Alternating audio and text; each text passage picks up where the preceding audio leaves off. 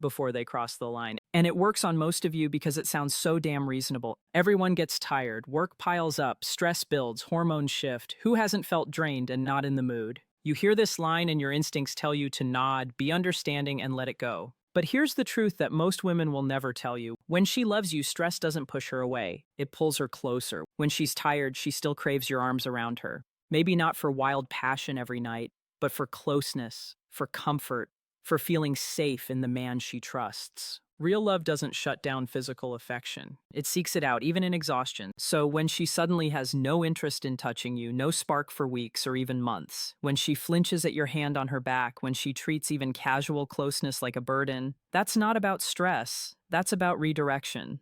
Her body didn't stop wanting intimacy. It stopped wanting intimacy with you, and here's the cruel psychology behind it. When a woman begins investing emotionally in another man, her body reacts. Intimacy with you starts to feel like betrayal, not of you, but of him. The new man becomes her emotional center, and suddenly you're the obstacle. Touching you feels wrong, dirty, even repulsive. She's protecting the bond she's secretly building elsewhere. This is why you'll see the strangest contradiction. With you, she's too tired. With the rest of the world, she's suddenly alive again. New workouts, new clothes, extra time in front of the mirror, perfume she hasn't worn in years. She's shaving, posting selfies, buying lingerie, but somehow never in the mood when it comes to you. That's not coincidence, that's a transfer of desire. Let me give you a story to make this real. David, a 41-year-old financial analyst, came to me devastated. His girlfriend of 3 years had been distant for months. Every time he reached for her, she pulled away, saying, "I'm just not in the mood. Work has me drained." And David believed her because it made sense. Long hours, pressure, deadlines. But then he started noticing something off. She was at the gym every morning at 6, something she hadn't done in years. She bought a new wardrobe, tight dresses, heels, expensive makeup. Her Instagram was full of confident selfies. While in private, she avoided even holding hands. David realized the painful truth. She wasn't out of the mood. She was just out of the mood with him. That's the pattern you need to watch. Her mouth says, "I'm tired," but her actions scream, "I'm excited." Just not for you. And if you're not careful, you'll waste months or years making excuses for a woman who's already emotionally checked out. Now, I'm not telling you to panic the first time she turns you down. Real life happens. Fatigue, illness, stress, they're real. But if she consistently withdraws from you while simultaneously pouring energy into her appearance, her fitness, her social life, wake up. That's not a dry spell. That's a redirection of intimacy. Men, you cannot afford to ignore this, because if you do, you'll end up apologizing for having normal needs while she prepares her exit. You'll tell yourself she's just busy, just tired, just hormonal, while she's getting her emotional and physical needs met somewhere else. It's the mistake most men make. They think patience will fix it. They think being more supportive, more understanding, more accommodating will bring her back. Wrong. When her heart and body are elsewhere, no amount of understanding will make her crave you again. So what should you do? Don't argue, don't beg, don't shame her, just observe, compare her lack of desire for you with her renewed energy for everything else. And ask yourself the hard question, is this really about stress or is her desire already gone? Because here's the truth. The right woman may get tired, but she will never be too tired to want your closeness. If she loves you, she'll still want to curl up next to you, still smile when you touch her, still seek the comfort of your presence. If all of that has vanished while her energy for the world skyrockets, you already know what's happening. Not every woman who avoids intimacy is cheating. Sometimes it really is stress or exhaustion. But when the distance comes hand in hand with a sudden glow up in her appearance, that's when it's no longer innocent. It's a red flag. Number 2, I just want to focus on myself right now. At first, this sounds like the most enlightened thing a partner could say. Who doesn't want a woman who invests in her mental health, who works on herself, who wants to grow? You hear those words and you probably even feel proud. You think, finally, she's doing the inner work. She's healing. She's maturing. This must be good for both of us. But men, here's the hard truth. When a woman truly wants to grow inside a healthy relationship, she includes you in that process. She shares what she's learning. She wants to bring you along for the ride. She talks about attachment styles and then asks about yours. She reads a book on boundaries and says, "Hey, let's talk about how this applies to us." Real growth in love is collaborative. It draws the couple closer. When she suddenly wants to focus on herself in total isolation, when every effort you make to be part of her journey is met with resistance, when your presence is treated as an obstacle to her growth, that's not self-care. That's self-separation. It's her way of building a version of herself that no longer includes you. So when she steps out with someone else, she can tell herself she's simply outgrown the relationship, and the cruel twist, She'll make you feel guilty for even wanting to be included. She'll call you controlling. She'll say you're unsupportive. She'll accuse you of holding her back. She reframes your natural desire to stay connected as proof that you don't respect her independence. In other words, she weaponizes self-growth against you. Let me ground this in a real scenario. Chris, a 46-year-old who runs an auto repair shop, shared his story with me. His girlfriend started talking about healing her inner child and finding her authentic self. At first, Chris supported it wholeheartedly. He even paid for some of the weekend workshops she wanted to attend, but then he noticed a shift. Every workshop was for her only. Every journaling session was private. She didn't want to share what she was learning. When Chris suggested reading one of the same books so they could discuss it together, she snapped, "This is my journey, not ours." And every time Chris asked questions, she accused him of suffocating her growth. Meanwhile, her self-focus involved going out of town more often, staying late at events he wasn't invited to, spending hours online with new friends he never met. Chris realized what was really happening. She wasn't healing her relationship with him. She was creating the emotional distance she needed to justify betraying him. Men, this is the pattern. Self-work that excludes you is not self-work, it's exit strategy. Healthy personal development sounds like, I'm learning new things about myself and I want to share them with you. Fake personal development sounds like, I need space to find myself and your presence gets in the way. So how do you tell the difference? Simple. Observe whether her growth brings you closer or pushes you out. Does she include you in her discoveries, or does every step she takes require you to disappear?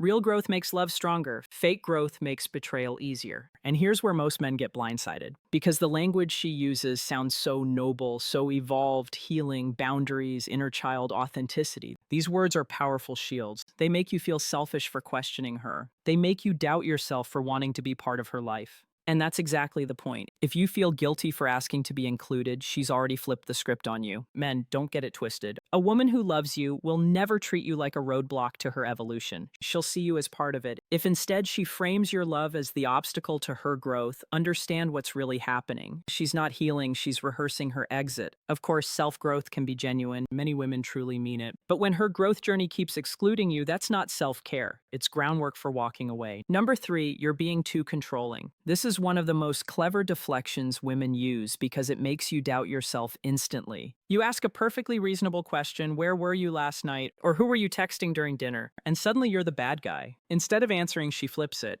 Now, the issue isn't her behavior. It's your supposed insecurity, your toxic masculinity, your controlling nature. Men, listen carefully. When a woman has nothing to hide, her instinctive response to questions is clarity, not combat. She explains, she reassures, she gives details without you even needing to press. Transparency feels natural when you're telling the truth. But when she's keeping secrets, every question feels like an interrogation. Every answer risks exposure. So she doesn't answer, she attacks. She frames your curiosity as abuse. She makes you question your own sanity for having basic relationship needs. Let me show you how this plays out. Mark, a 54-year-old restaurant manager, told me about his girlfriend. One night, he noticed her texting late, hiding her phone screen. He asked casually, "Who's messaging you at this hour?" Nothing aggressive, no raised voice, just curiosity.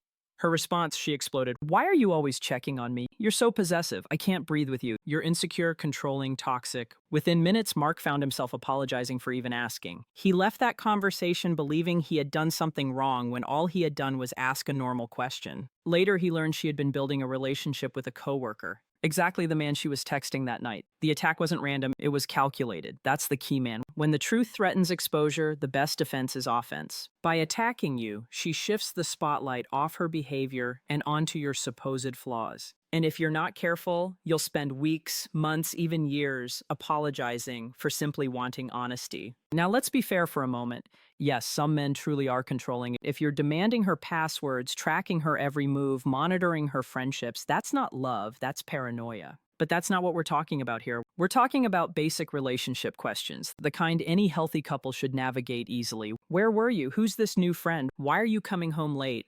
These are not acts of control, these are acts of care. A faithful woman doesn't feel threatened by those questions. She sees them as natural. She may even appreciate them because they show you care about the relationship. But a woman who's hiding something will treat every question as an attack. Here's the red flag. If every time you ask for clarity, she attacks your character instead of giving you an answer, you're not being controlling, you're being manipulated. And here's what makes this so dangerous. Over time, her accusations can rewire your mind. You start second-guessing yourself. You stop asking questions altogether. You tell yourself, I don't want to seem insecure, or maybe I am too controlling. And that's exactly what she wants for you to silence your instincts while she continues unchecked. Men, remember this, questions build trust, accusations destroy it. If she consistently makes you feel guilty for asking basic things, that guilt is not coming from your insecurity, it's coming from her fear of being found out. So don't fall into the trap, don't let her label you the villain for seeking the truth. A woman who truly loves you won't punish your curiosity. She'll meet it with openness. If she can't do that, if every question leads to you apologizing, understand this. It's not because you're too controlling, it's because she's too exposed. Not every woman who pushes back against questions is hiding something. But when every reasonable concern gets flipped into an attack on your character, that's not honesty, it's deflection. Number 4, I just want us to be honest with each other. On the surface, this sounds perfect. Honesty is what every man wants, right? Finally, she's ready for transparency. Finally, she wants real communication. You hear those words and think,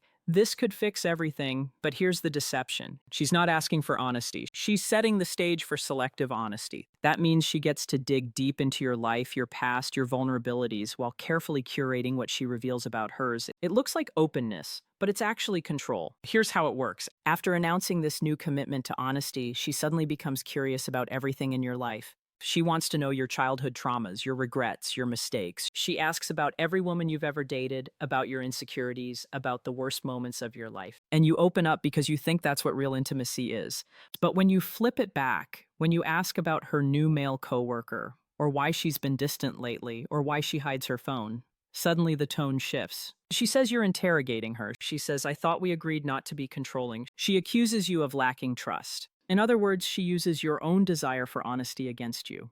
Let me illustrate. Tom, a 50-year-old insurance agent, told me about his girlfriend. She always wanted to know everything about him. His first heartbreak, his fears about aging, even embarrassing mistakes from college. She said it made her feel closer to him. And Tom, being a good man, opened up. But whenever he asked her even the simplest questions, like, who were you out with after work? Or, can I see the messages you were upset about? She dodged, deflect, or accuse. You're being too suspicious. Why can't you just trust me? I'm telling you so much and you still want more. Do you see the trick? She framed selective sharing as deep intimacy. She made Tom feel unreasonable for wanting the same openness she demanded from him. And while Tom was busy bearing his soul, she was hiding the one thing that mattered most, her growing connection with another man. This is the cruel genius of selective honesty. It gives you just enough truth to keep you calm while hiding the truths that would set off every alarm in your body. It feeds you scraps of transparency so you feel guilty for asking for a full meal. Men, real honesty is mutual. It flows naturally in both directions. It's not rationed out like a political statement. It doesn't feel like pulling teeth and it doesn't make you feel guilty for asking. Real honesty builds safety. Selective honesty builds confusion.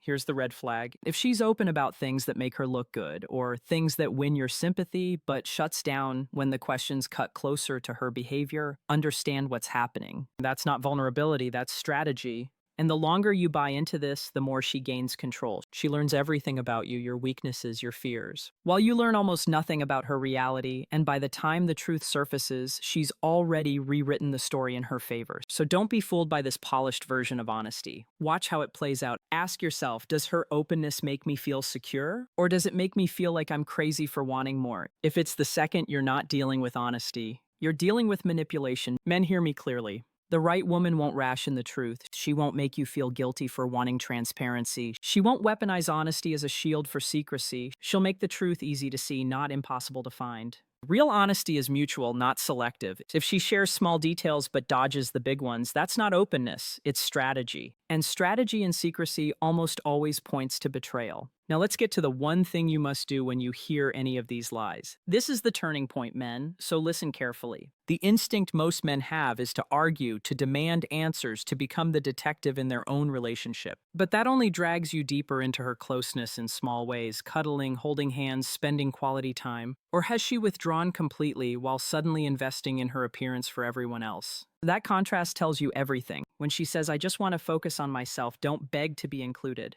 Observe. Does her self-growth bring her closer to you, or does it require distance from you? Does she share her journey, or does she insist it's a solo mission where your presence is inconvenient? True growth includes the partner. Fake growth excludes him. When she says you're being too controlling, don't get defensive. Ask yourself, were my questions unreasonable, or were they basic things any caring partner would ask?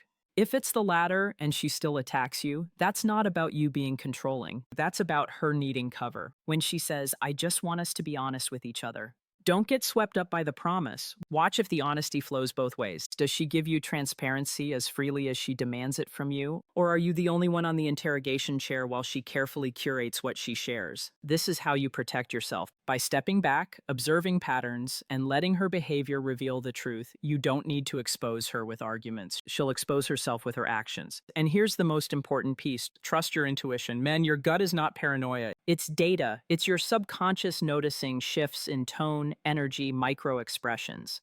Things your conscious mind hasn't caught up with yet. When everything she says sounds logical, but your chest feels heavy, trust your chest. That's your radar screaming at you. Remember this, the right woman will never require you to be a detective. She'll make honesty easy, not impossible. She'll make love safe, not confusing. If you feel like you're constantly being spun in circles, that's not love. That's manipulation. So don't argue, don't beg, don't lose years trying to logic your way through lies. Step back, observe, trust your gut. Your instincts will save you long before her words ever will. So let's bring this home. We've walked through 4 of the most common lies women tell before they cross that line. Number 1, I just haven't been in the mood lately. That's not about stress, it's about her desire shifting away from you. Number 2, I just want to focus on myself right now. That's not self-growth, it's strategic distancing dressed up as personal development. Number 3, you're being too controlling. That's not your insecurity, it's her deflection, turning your basic questions into an attack. Number 4, I just want us to be honest with each other. That's not transparency, it's selective honesty designed to give you scraps while she hides the core truth. Now, if you only remember one thing from this entire video, let it be this. The right woman will never require you to be a detective in your own relationship. She won't make you feel crazy for asking basic questions. She won't punish you for wanting closeness. She won't hide behind excuses of growth, honesty, or boundaries. She'll make love easy to see, not impossible to prove.